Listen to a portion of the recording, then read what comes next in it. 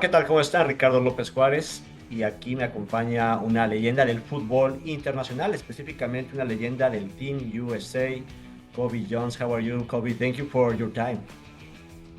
Thanks for having me. Always happy to be here with you. Campeones Cup, one of these great matchups of the rivalry, Liga MX, Mexico, MLS, US, and Canada. So it's Galaxy, your Galaxy against Toluca. How do you see that match? It looks like no event considering the season that Galaxy has had and what Toluca has been doing in Mexico. But how you see that match? Well, I think you've put it out on paper exactly what it looks like, right? It looks like Toluca is riding high. It's a team that just won and is ready for this matchup and is having a decent season, while the Galaxy has struggled from their historic run last year.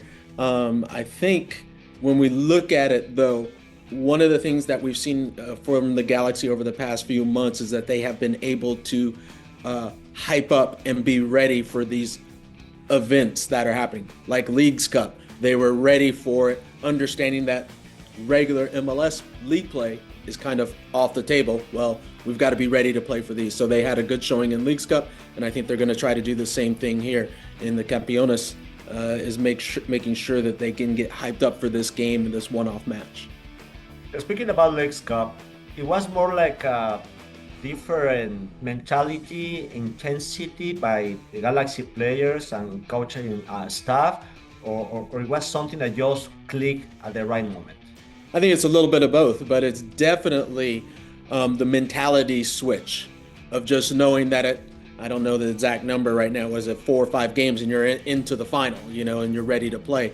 That's very different than a long league season. That was a bit of a struggle for the Galaxy. So I think when Leagues Cup came around, it was like this mental switch. Okay, let's do it. Let's see what we can do over these next few weeks and try to see if we can win a championship. And they end up getting 3rd place, which was enough to get them into the Champions Cup, for next season. Does that happen mostly because the history and the relevance of the team? Like we talk about big teams, like in Mexico, it's America or Chivas, they are big teams. Equipos grandes, Galaxy, it's the flag franchise in MLS. So what's the role of the history behind that helps the players to engage in a different way? I do think so. I think there, maybe a little pressure from on top, telling the players and from their fans saying, hey, this isn't good enough.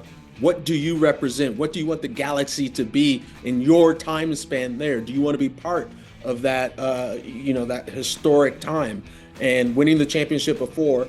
And then can you get into Champions Cup? Can you win the Campeones Cup? All these things matter, for this club and this organization. So I do think that touched on a nerve with a lot of the players, and they were able to adjust accordingly and give some decent results to get to a favorable position in Leagues Cup.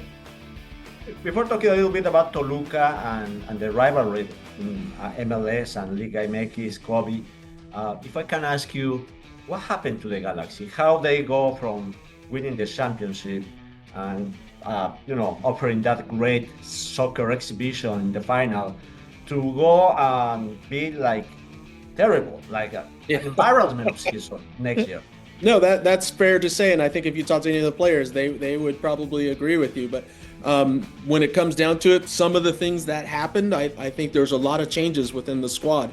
And within this game, we always talk about the spine of the team, right? And you look at the LA Galaxy, the spine pretty much shifted, that completely. You start up front, there's no more Dejan Joveljic. You go into the midfield, you don't have Mark Delgado anymore. You don't have Brugman anymore. Ricky Puig was out with an ACL, so that was very difficult. You go to the back line, you had a new player that had a couple of months, with the Galaxy coming in as a center back in Garces, and he did very well where we won the championship. But, you start getting that sophomore slump of really getting into it. So it's a lot of changes in that second year, this next year, where I think there was a lot of difficulty and I don't think it clicked. And I think the Ricky Puig, definitely a huge part of that. And it's just one of those things is where one thing goes wrong, then the next thing goes wrong, and it just kind of snowballed, and then it became a mental issue, that's kind of, I think, what set the Galaxy back. Does it feel like to you like the, front office also, like the whole institution felt a little shaky after winning the championship? I don't know. I don't see the same strength from the top, and maybe that reflected onto the field. Do you feel the same, or I'm wrong? I think it's pretty much the same. I think look, once you, we know this in sports, right? Once you start, things start going the wrong way, then you start questioning everything, and everything feels like, oh, what's going on? So maybe that's where you feel that there was the shakiness, is a little bit of that, like, what are we going to do to get things right?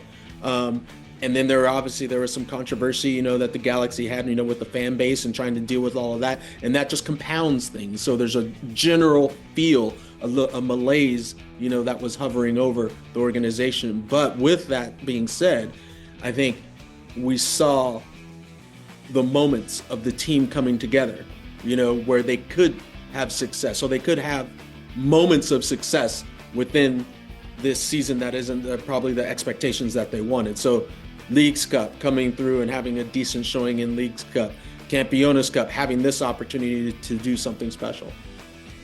We're talking about Toluca, los Diablos Rojos. What's your opinion about Antonio Mohamed? This guy, everywhere where he's a head coach or a director técnico, he wins the championship. What's that about? Yeah, well, I think Antonio Mohamed is just a fantastic coach. I've seen him throughout the years when he was at Monterrey, and he was winning stuff out there, and he goes from one stop to the next. He's a coach that has a good relationship with his players, or as we like to say, a player's coach, and that goes a long ways, where you can come into a team and have almost an immediate effect, an immediate change, within the organization, because the players will hop on board and the players buy in right away, and that's where you have this success. And outside of that, he's just a good tactical coach. He just knows the ins and outs of what to do to find ways to win. What are the 2 or 3 players on each side that you, Cobi Jones, will be paying attention on October 1st? I never give players to pay attention to. I look at the team as a whole, and for me, for the Galaxy, I just think it's all about, can you dictate the pace of this game? You have the talent, all the way around up front. Can you push the pace of the game in front of your home fans? Can you make them give you that little bit of energy and give that extra support and dictate? As I said, for Toluca, I think it's an interesting situation coming in. They have to be aware, what is the fan base going to be like? Is it going to be more of their fans here or more of the Galaxy fans here? At the stadium. I always think that's an interesting point. And can they play this match? How they played against America to actually go into this? Can they be the dominant force? I mean, look, they're a very good team. They've found ways to win. When I didn't expect it when I watched them in Liga MX, but they are a solid team. And Antonio Mohamed as the coach, I think he's doing his proper research on the Galaxy to figure out where he can find some weaknesses if necessary. And as you mentioned, they play America in Galaxy's home. Yes. And the stadium was completely yellow for America, but Toluca was the best team, and they won. So October 1st, Campeones Cup, and this takes me to the next question. What is the state of the rivalry, Liga MX versus MLS? We have seen, more parity, and we have seen in Leagues Cup, like MLS teams are really dominating Liga MX for the most part.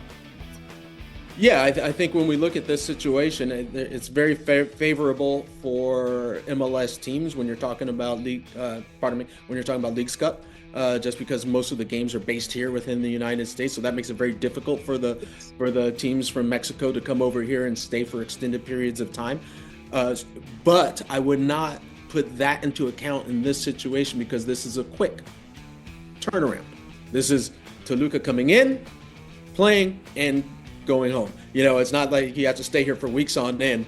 Trust me, I've been in those type of situations, and I know what it can be like. So I think this is going to be a fantastic matchup. I think it's going to be a huge battle. I wouldn't say look, the Galaxy, are just expected to roll over because they're home team. No, there's a variety of factors. Like I said, they've had all those changes. They have had a difficult season, and it's not a long extended stay for Toluca. So I think this could be a very good matchup. I think Toluca has been playing very well, and they know. And like you said, with the coaching, I think they're going to have a way to even things out, against the LA Galaxy. Have the Galaxy fans, the fan base, most of the fans, forgive the team, or they are in the process forgiving the team after all what the drama that went through months, but now after League Cup showing pride? Do you think the fans are coming back, or well, I don't know what's the situation, but maybe you are more familiar. Well, which drama are you talking about? There's always drama, which the fans not going to the stadium, like organized to not show up. Right. Okay. So I always think that we have to separate the situation, and I'm very upfront with it. I think there was a fan situation as far as what the organization of the Galaxy was or wasn't doing, and I think they took exception to that and stepped away. I don't think the fans ever stepped away from the players on the field. I think they were always supportive of that. Now, yes, not coming to games, that does affect the players, and I hope the fans understand that, and hopefully in turn they can come out and support within this match, because it would be very important for the Galaxy fans to come and support the team during this matchup in Campeones, in the Campeones Championship. But when you look at this with the fan base, I think there's an opportunity here, because yes, they did step away. And to answer your question on are they coming back? Yes, they have started to come back. When you start looking at the Leagues Cup games and everything, they've started to come back and to support. And I think that's extremely important to recognize that. I think maybe there was a recognition amongst the fans of like, hey, we got to support our team, regardless. And I think that was part of the reason this team became successful within Leagues Cup and made it to that semifinal match. Perfect. Well, the invitation for the fans to watch this game, to go to the stadium. Campeones Cup is going to be a great match. I love the rivalry, a lot of pride on the field. LA Galaxy, Club Deportivo Toluca. But I want to finish, Cobi, with a quick rapid fire to you. So, if you are a proud Galaxy legend, that means you are also a Real Madrid fan, or what's your team internationally? I don't think those coordinate. Yeah, okay. I've been. It's interesting. I've been a fan of a variety of different teams. Maybe I'm a typical LA guy, where I like a variety of teams. But I will support. I will say Arsenal, because my son is a huge Arsenal fan. So I'm backing my son on that one. What is your favorite team? No, in soccer, like football, baseball, basketball. What's the team you follow? Ooh, I follow a lot there. If you're going to go football, I'm going to go. I'm a little of a contrarian, so I like to go with the Detroit Lions. I've always been with the Lions because I was born in Detroit. So, I had to give a little bit back, over there. Obviously, in a variety of different sports, anything college-wise, UCLA, because I went to UCLA. So I support all the sports there. And next year, the World Cup, are the Team USA, and Team Mexico make it to the top 10 of the World Cup? Are you optimistic or are not optimistic? I am very optimistic about the US. Mexico, not so much. Okay, we'll see. You got to keep the rivalry going, keep it alive, I like it. Maybe they, at some point, face each other in the World Cup. Who knows, right? Oh, well, last time we faced each other was in 2002, right? Don't tell Rafa Marquez. Yes, indeed. Yes, indeed. We all remember it. Yeah. Okay, Rafa Marquez. What opinion you have about Rafa? Obviously, that was a long time ago, but he is now a head coach, a manager, legendary defender. What's your opinion about Rafa?